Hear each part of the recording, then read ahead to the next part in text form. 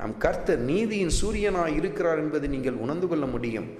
அந்த நீதியின் சூரியனாகிய ஆண்டவர் இயேசு கிறிஸ்து தன் கிருபையை உங்களை விட்டு விலக்குவதற்கு முன்பாக, இருள் சூழ்ந்து கொள்வதற்கு முன்பாக, கிருபையை நீங்கள் இழந்து போவதற்கு முன்பாக உங்களுக்குள் இருந்து எரிச்சல் தணிந்து போகட்டும் என்று சொல்லி கர்த்தருடைய ஆவியானவர் சுட்டி காட்டுகிறார்.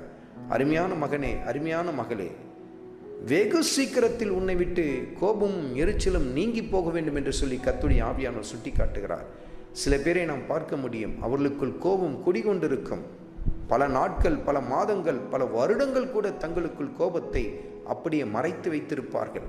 அது அவர்களுக்குள் எரிச்சலையும் கசப்புணர்ச்சியும் ஆழமாய் அவர்களுக்குள் வேரூன்றிருக்கிறதை நாம் பார்க்க முடியும். கர்த்தருடைய ஆவியானவர் சுட்டி காட்டுகிறார். அப்படிப்பட்ட காரியங்களை விட்டு வெளியேறுங்கள் என்று சொல்லி கர்த்தர் சுட்டி காட்டுகிறார்.